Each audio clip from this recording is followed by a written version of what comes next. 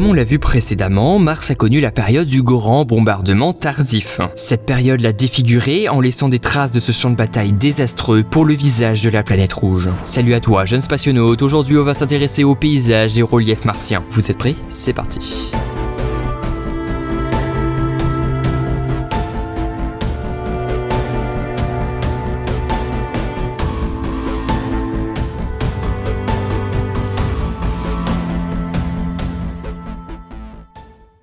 Aujourd'hui, Mars est un énorme champ de bataille, et sans l'eau que possédait cette planète dans le passé, le visage de la planète rouge ressemble à un grand désert sans vie. Mais commençons à nous intéresser sur la partie la plus intéressante de la planète rouge, qui est son relief, car elle possède le plus grand cône volcanique du système solaire, se nommant l'Olympus Mons.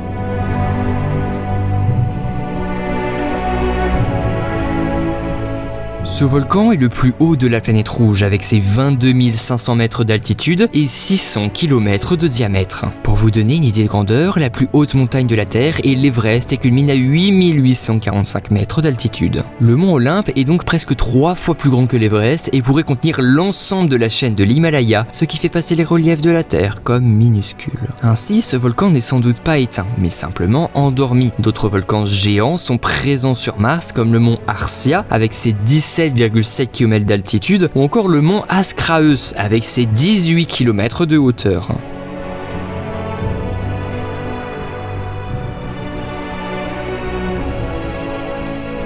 Mais on peut alors se demander pourquoi cette planète possède de si grands volcans contrairement à la Terre. La Terre est divisée en plusieurs plaques tectoniques telles qu'un puzzle qui bouge très régulièrement, ce qui empêche le bon développement des volcans. Alors que sur Mars, la croûte ne bouge pas depuis des millions d'années. Ainsi, la lave venant du réservoir de certains volcans est sortie au même endroit, ce qui a donné naissance à ces gigantesques volcans. Passons donc maintenant à la deuxième phase visible de la planète, qui est un immense canyon se nommant Valles Marineris.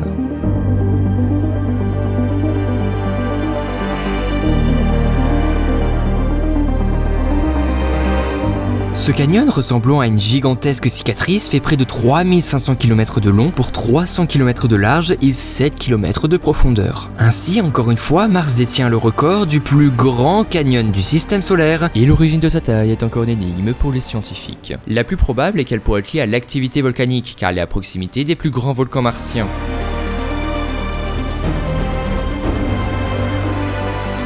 On va terminer cette vidéo avec la célèbre photographie prise par la sonde Viking 1 en 1975 à 1873 km d'altitude et qui a fait à l'époque beaucoup réagir. En effet, cette photographie a fait très nettement ressortir un visage humain. Mais il a fallu attendre 2001 pour que Mars Global Surveyor fasse une photographie du même endroit à une résolution 10 fois plus élevée et une altitude de 450 km pour nous révéler que l'image prise par la sonde Viking devait être en fait une illusion d'optique. Enfin bref, vous aurez compris que sur Mars, tout semble démesuré à cause des divers impacts d'astéroïdes, les millions d'années d'éruptions, etc. Sur le papier, ce n'est pas vraiment un monde qui attire une forme de vie à se développer, et pourtant le paysage martien est celui qui attire le plus les scientifiques et les sondes spatiales. Comme quoi, ce n'est pas vraiment l'apparence qui fait ce qui vous êtes. Et voilà, c'est déjà terminé pour cet Astrodoc, j'espère que tu as aimé cette vidéo. Si c'est le cas et si tu n'es toujours pas abonné, tu peux évidemment t'abonner, mettre la petite cloche de notification pour ne louper aucune vidéo. Tu peux aussi mettre un pouce bleu et mettre un commentaire, c'est super important pour l'algorithme de YouTube et donc mon référencement. Pour nous, on se retrouve toujours mercredi prochain à 18h. C'était la ref. Allez, à plus.